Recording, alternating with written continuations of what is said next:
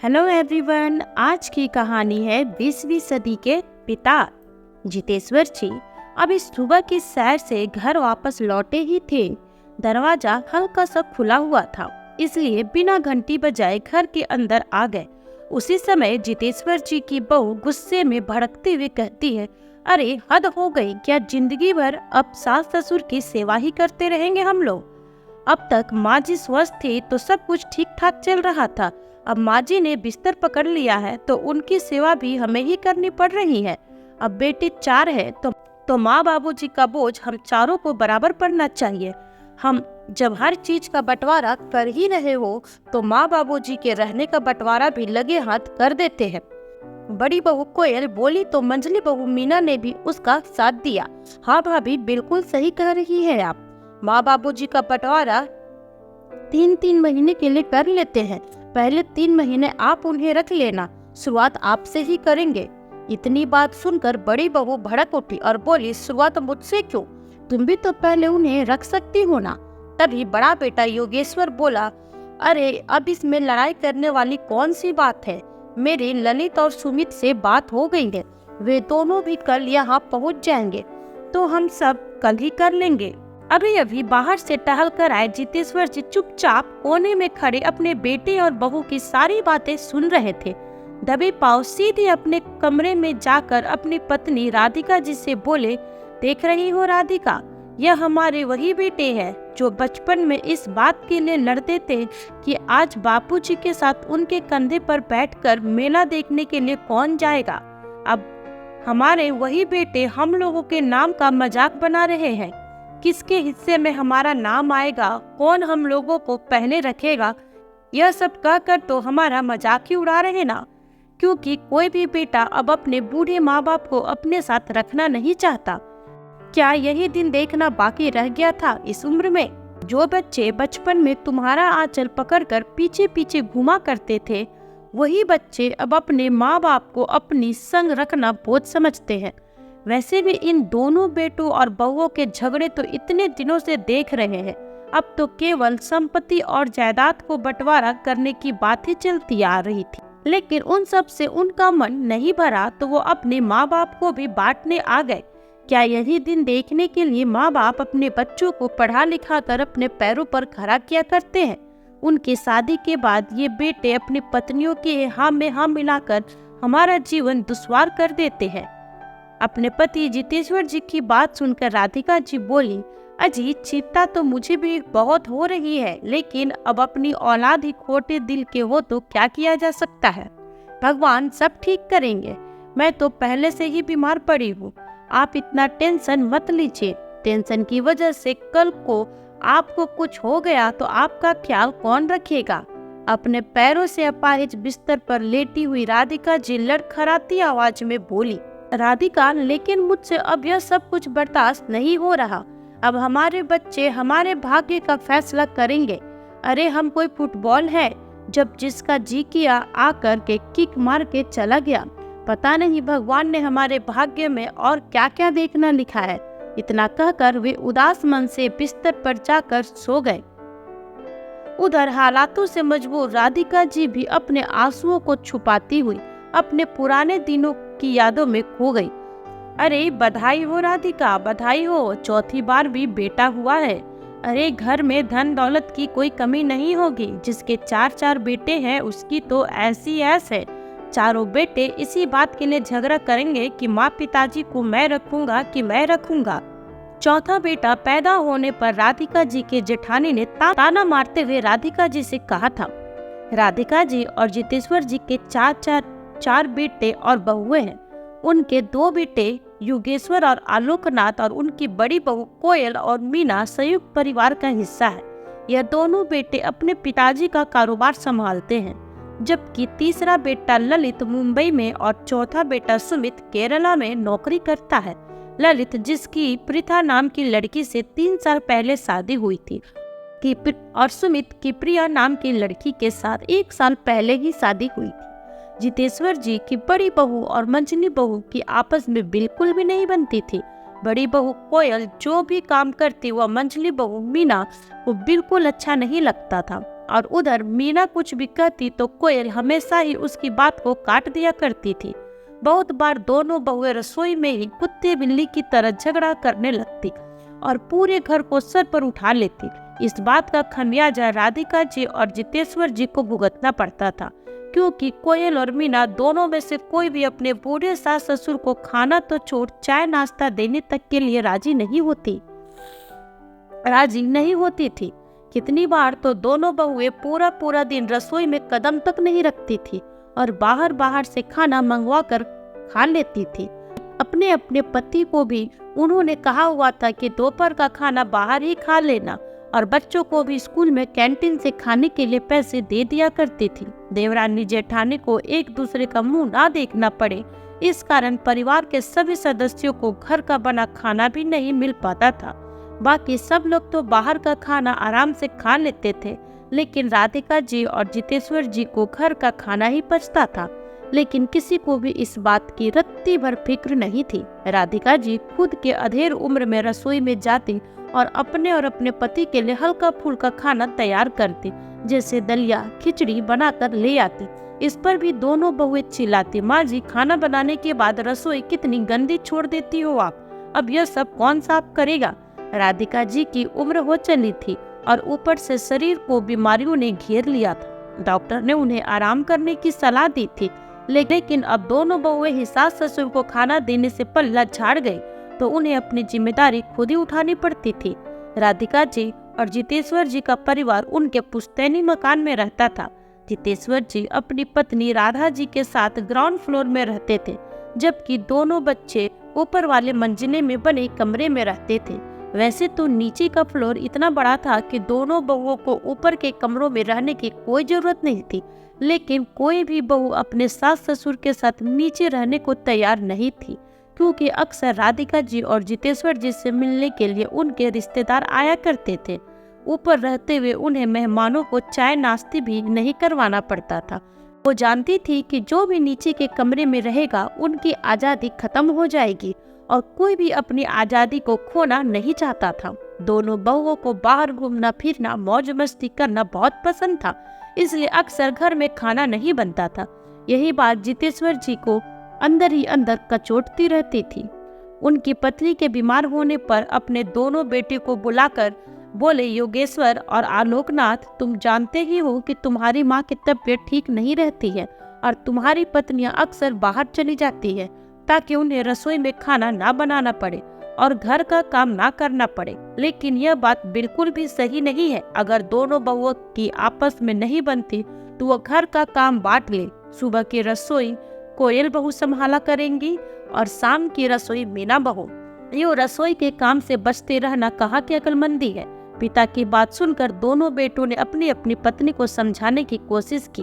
पहले तो दोनों यह बात समझने को तैयार नहीं थी, लेकिन 2-3 दिन के पश्चात जब दोनों बेटों की बाहर खाना खाने के कारण एक साथ ही तबीयत खराब हो गई तो दोनों बहुओं ने घर के काम को बांट लिया। कोयल सुबह का चाय नाश्ता बनाती और मीना रात का। अब सुबह और शाम दोनों वक्त का खाना उन्हें समय पर मिलने लगा, लेकिन प्यार और सम्मान के साथ नहीं। दोनों बहुएं अपने सास ससुर से बात करना भी पसंद नहीं करती थी। एक दिन राधिका जी अपनी छोटी बहू मीना को बस केवल इतना कहा कि बहू, आज की चाय में थोड़ी शक्कर ज्यादा थी, मुझे डायबिटीज की शिकायत है तो चीनी थोड़ा कम ही डाला करो। राधा जी के इतना कहते ही मीना ने बवाल मचा दिया और बोली, माँ जी आप एक काम क्यों नहीं करती, आप दोनों समय का चाय नाश्ता खाना अपनी लाडली बहू से ही क्यों नहीं बनवा लेती, वो तो मुझसे भी अच्छा चाय नाश्ता देती होंगी आपको, इसलिए तुम मेरे चाय में नुक्स निकाल रही हो। एक तो इस बुढ़ापे में आपकी सेवा और खिदमत करो, ऊपर से इनकी 4 बातें भी सुनो। जरा रसोई में आकर तो देखिए कितनी गर्मी है, एक तो इतनी गर्मी में सबके लिए चाय नाश्ता बना रही हूँ, ऊपर से आप मुझे नखरे दिखा रहे हैं। अगर यूं ही मेरे चाय नाश्ते में आपको नाक मुँह चढ़ाना है तो मुझसे नहीं होगा। आप दोनों के लिए चाय नाश्ता बनवाने का काम अपनी लाडली बहू से ही बनवा लीजिए। उधर जब बड़ी बहू कोयल को यह बात पता चली कि मीना माँ जी से ऐसी बातें कही हैं और कहीं सास ससुर के दोनों वक्त का खाना उस पर ना आ जाए, यह सोचकर वह बोली, माँ जी जो मिले खा लिया कीजिए, क्यों तुम बेवजह से मतलब की रोका टोकी करती रहती हो? आपको मालूम है कि हम दोनों बाहर का खाना भी मंगवा कर खा लेंगे, लेकिन आप लोगों को खाना बाहर से नहीं चल सकता, क्योंकि आपको वैसे भी डॉक्टर ने काफी चीजों से परहेज करने को कहा है। अब रोज रोज घर में खाना बन रहा तो उसमें आपको नखरे हैं। उसी दिन जितेश्वर जी और राधिका जी समझ चुके थे कि अब उनके बेटे बहू के लिए वह बोझ से ज्यादा और कुछ नहीं है। राधिका जी, जो पहले से बीमार चल रही थी, आए दिन होने वाले दुर्व्यवहार को सहन नहीं कर पाई।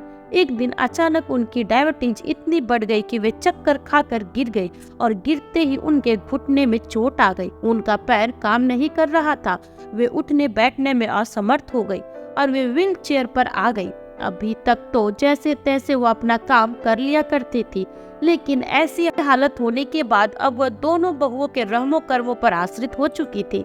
राधिका जी बेबस होकर कभी अपने बिस्तर पर तो कभी अपने चेयर पर ही पड़ी रहती। जितेश्वर जी अपने पत्नी का ध्यान रखने के लिए अब घर पर ही रहने लगे थे, क्योंकि बहुओं से तो बड़ी मुश्किल से उन्हें 2 वक्त का खाना ही दे जाती थी। एक बार रोटी देकर गई, फिर दोबारा कमरे में झांकने तक नहीं आती थी। जितेश्वर जी के घर में बैठने के कारण उनकी दोनों बेटों में अब व्यवसाय को लेकर लड़ाई शुरू कर दी। योगेश्वर ने इल्जाम लगाया, आलोकनाथ दुकान से पैसे उठाता है, इस वजह से हिसाब किताब में गड़बड़ी हो रही थी। आलोकनाथ कहने लगा कि योगेश्वर झूठा इल्जाम लगा रहा है। खैर, सारी बातों का निचोड़ यही निकला कि दोनों भाइयों को अब अलग हो जाना चाहिए और अपनी अपनी जिम्मेदारी उठानी चाहिए। योगेश्वर का कहना था कि अब मेरे बच्चे भी बड़े हो रहे हैं, उनका खर्च ज्यादा है। अगर आलोकनाथ इसी तरह दुकान से पैसे निकालता रहा तो वह दिन दिन दूर नहीं जब खाने के लाले पड़ जाएंगे। इसलिए बंटवारे में ही फायदा है, ताकि हम दोनों अपने अपने पैसे बचा पाएं। दोनों ने मिलकर फैसला कर लिया कि जब दुकान हम दोनों संभाल रहे तो दुकान के 2 हिस्से किए जाएंगे, क्योंकि ललित और सुमित तो बाहर नौकरी करता है। दोनों ने मिलकर पुश्तैनी मकान और गांव में जो खेत है उसका फैसला भी खुद ही कर लिया। पुश्तैनी मकान एक के हिस्से आ गया और गांव की जमीन दूसरे बेटे के हिस्से आ गई, क्योंकि तीसरे भाई ललित का अपना मकान मुंबई में ही बना लिया था और चौथा भाई सुमित ने भी केरला में अपना मकान बना लिया है। इसलिए उन दोनों को मकान की जरूरत नहीं थी। हालांकि गांव की जमीन के बारे में उन्होंने विचार किया, जिसके 4 हिस्से किए जाने चाहिए, जो चारों भाइयों में बराबर बराबर बांट दिया जाए। ऐसा बंटवारा सुनकर दोनों बहुएं बड़ी ही खुश हो गई। मीना अपने पति आलोकनाथ से बोली कि मैं तो कब से अलग होना चाहती थी, मगर आप ही नहीं मान रहे थे। देखा आज कैसे बड़े भैया ने आप पर इल्जाम लगा दिया, जबकि मैं जानती हूँ कि वह कोई दूध के धुले हुए नहीं है। वह हर महीने दुकान से ज्यादा पैसे उठाते थे, लेकिन आपको तो कभी उनसे हिसाब नहीं मांगा। हिसाब मांगना तो दूर, सीधा आप पर ही इल्जाम लगा दिया। दूसरी ओर योगेश्वर की पत्नी कोयल यह सोचकर खुश थी कि रोज रोज अपनी देवरानी का मुंह नहीं देखना पड़ेगा, और बोली, मैं तो आपसे पहले ही कहती थी कि यह दोनों पति पत्नी 1 नंबर के चोर हैं। अच्छा हुआ इनसे छुटकारा मिल गया। दोनों बेटे इतने खुश थे कि अलग होने की खुशी में वे माता पिता को जैसे भूल ही चुके थे। जितेश्वर जी और राधिका जी बैठे बैठे सब देख रहे थे और उनकी बातें भी सुन रही थे। मन ही मन सोच रहे थे कि जो बेटा बहू हमें अपने साथ रखेगा, हम खुशी खुशी उसके साथ रह लेंगे। वैसे भी हम बूढ़ों को इस उम्र में चाहिए ही क्या, बस 2 समय की रोटी। इसलिए आप अपने बहू बेटों से कुछ मत कहिए। तभी जितेश्वर जी बोले, अरे राधिका, मैं बेवजह क्यों बहू बेटों के बीच में टांग अड़ाने लगा? लेकिन हाँ, अगर बात मेरे वजूद पर आ गई तो मैं चुप नहीं रहूंगा। कुछ देर बाद जितेश्वर जी टहलने के लिए निकले तो उन्होंने देखा कि उनके बेटे और बहू किसी गंभीर विषय पर चर्चा कर रहे हैं। वे सोचने लगे कि आज तक जिन बेटे और बहुओं में 36 का आंकड़ा था, आज हर चीज का बंटवारा और फैसला करने के लिए कैसे चारों साथ में बैठकर आगे की प्लानिंग कर रहे हैं। तभी उनके कानों में बड़ी बहू कोयल के स्वर गूंजे। कल दोनों देवर जी के आने के बाद माँ जी और पिताजी के रहने का भी फैसला कर लेंगे कि किसके साथ पहले रहना चाहते हैं। उसी के साथ पहले 3 महीने रहेंगे। तभी मीना बोली, भाभी आप फिक्र मत कीजिए, जब सभी चीजों का बंटवारा किया गया है तो माँ बाबूजी के रहने का बंटवारा भी बराबर ही करेंगे। किसी एक के मत्थे नहीं मर देंगे इन दोनों को। दोनों बेटों ने भी अपनी पत्नी के इस बात में सहमति जताई। अपने और अपनी पत्नी के बारे में यह सब बातें सुनकर जितेश्वर जी अंदर ही अंदर टूट चुके थे। उनकी तो मानो शरीर से जान ही निकल गई हो। उस रात्रि को वो जैसे तैसे सो गए, लेकिन अगले दिन सुबह उठे तो गंभीर सोच में बैठे थे कि अब उनके रहने का बंटवारा भी हो जाएगा। यह सोच सोचकर उनका दिल बैठा जा रहा था। उसी समय उनका तीसरा बेटा ललित भी अपनी पत्नी के साथ घर पर पहुंच गया। सीधा आते ही अपने माँ बाबूजी से मिलने के लिए उनके कमरे में गया और माँ को ऐसी हालत में देखकर परेशान हो गया। फिर अपने पिता से कहने लगा, पापा 1 सप्ताह हो गया माँ को बीमार हुए, लेकिन आपने मुझे फोन करके भी नहीं बताया। यह तो कल बड़े भैया का फोन आया था, तब मुझे माँ की हालत के बारे में मालूम पड़ा। तभी जितेश्वर जी का सबसे छोटा बेटा सुमित अपनी पत्नी प्रिया के साथ घर पहुंचा और वो भी आते ही सबसे पहले अपनी माँ से मिलने पहुंचा। वो अपनी माँ का सबसे प्यारा और लाडला बेटा है। राधिका जी अपने चारों बेटों में से सबसे ज्यादा सुमित से ही प्यार करती थी, क्योंकि वो सबसे छोटा जो था। वो भी ललित की तरह अपनी माँ को इस हालत में देखकर परेशान हो गया और अपने माता पिता से शिकायत की कि आपने मुझे माँ के तबीयत के बारे में क्यों नहीं बताया। वो तो बड़े भैया का फोन आया था तो पता चला कि माँ की तबीयत खराब है और उन्हें कुछ जरूरी बात करनी है। इस पर जितेश्वर जी बोले, बेटा मुझे मालूम था कि तुम दोनों नौकरी में बहुत व्यस्त रहते हो, इसलिए तुम लोगों को परेशान करना उचित नहीं समझा। सुबह के 10 बज रहे थे, लेकिन अभी तक किसी ने चाय नाश्ता नहीं किया था। यह जानकर सुमित की पत्नी प्रिया रसोई में सबके लिए नाश्ता बनाने चली गई और थोड़ी देर में माँ पापा जी के लिए गर्मा गर्म नाश्ता बनाकर ले आई और राधिका जी को अपने हाथों से गर्मा गर्म नाश्ता खिलाने लगी। उसी समय योगेश्वर और आलोकनाथ भी अपनी पत्नी के साथ जितेश्वर जी के कमरे में पहुंच गए और एक दिन पहले संपत्ति के बंटवारे के विषय में जो फैसला उन्होंने लिया था वो ललित और सुमित को बता दिया। यह बात सुनकर दोनों हैरान थे कि बापूजी की दुकान, 2 बड़े बड़े मकान और गांव की जमीन में से उनके हिस्से केवल गांव की जमीन ही दिया गया है। उसी समय बड़ी बहू कोयल बोली, देवर जी अब आप दोनों आ ही गए हैं तो लगे हाथ माँ बाबूजी के रहने का बंटवारा भी कर देते हैं। हम लोगों ने सोच लिया है कि माँ बाबूजी 3-3 महीने हम सभी के साथ रहेंगे और पहले किसके साथ रहेंगे इस बात का फैसला पर्ची डालकर किया जाएगा। तभी ललित बोला, बड़े भैया जो भी फैसला करेंगे मुझे मंजूर है। पर सुमित बोला, भाभी यह बात तो ठीक नहीं है, ये दोनों हमारे माता पिता है, कोई घर का पड़ा हुआ फालतू सामान नहीं जिसे आप बंटवारा कर लोगे। कोयल बोली, देवर जी आप तो केरला में रहते हुए नोट गिन रहे हैं, इन दोनों की सारी जिम्मेदारी तो हम ही लोग उठा रहे हैं। फिर सुमित ने कहा, क्यों भाभी, माँ पापा का जितना खर्चा होता होगा उतना पैसा तो मैं हर महीने बड़े भैया के पास भेजता हूँ, तो फिर आप ऐसी बातें क्यों कर रही हैं। बातें सब चल ही रही थी कि सुमित का फोन कॉल आ गया, जिसे अटेंड करने के लिए वो बाहर बरामदे में निकल आया। फोन पर बात करके पीछे मुड़ा तो देखा उसकी पत्नी प्रिया खड़ी थी और आकर अपने पति से बोली, सुनिए जी, मैं आपसे कुछ बात करना चाहती हूँ। सुमित ने कहा, बोलो क्या बात है। तो प्रिया बोली, क्या हम माँ पापा जी को हमेशा के लिए अपने साथ नहीं रख सकते हैं? आखिर बेटा बहू होते किस लिए है, हमारा भी तो कुछ फर्ज बनता है उनके लिए। प्रिया की यह बात सुनकर सुमित के चेहरे पर मुस्कान आ गई और बोला, मैं भी यही सोच रहा था कि एक बार तुमसे इस बारे में पूछूं। तो प्रिया बोली, इसमें पूछने वाली क्या बात है, माँ पापा जी ने आपको अपने पैरों पर खड़ा करके अपना फर्ज निभाया, तो अब आप क्या अपना फर्ज निभाने के लिए अपनी पत्नी से पूछेंगे। कुछ समय बाद सुमित अपने माँ पापा के पास गया और उन्हें अपने और अपनी पत्नी के मन की बात बताई। अपने बेटे बहू के ऐसे विचार सुनकर जितेश्वर जी का हृदय गदगद हो गया और बोले, तुम जैसा बेटा बहू पाकर मैं तो धन्य हो गया। सुमित ने कहा, ठीक है पापा, हम आप दोनों का सामान पैक कर लेते हैं।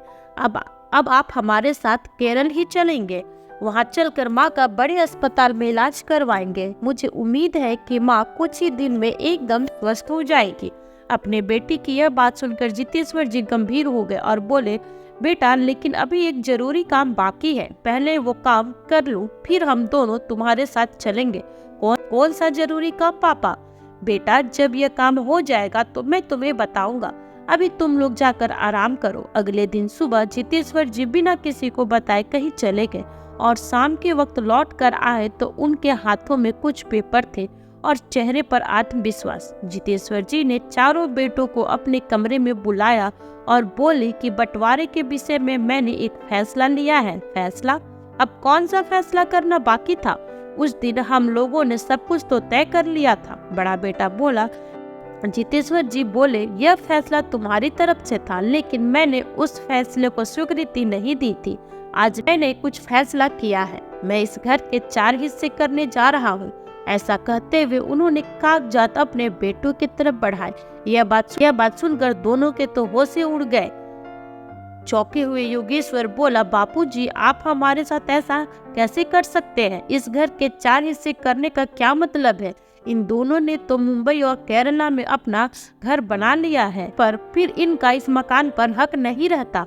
अभी मेरी बात खत्म नहीं हुई है, पहले पूरी बात सुन लो। मैं केवल इस घर की ही नहीं बल्कि अपनी दुकान को भी 4 हिस्सों में बांट रहा हूँ।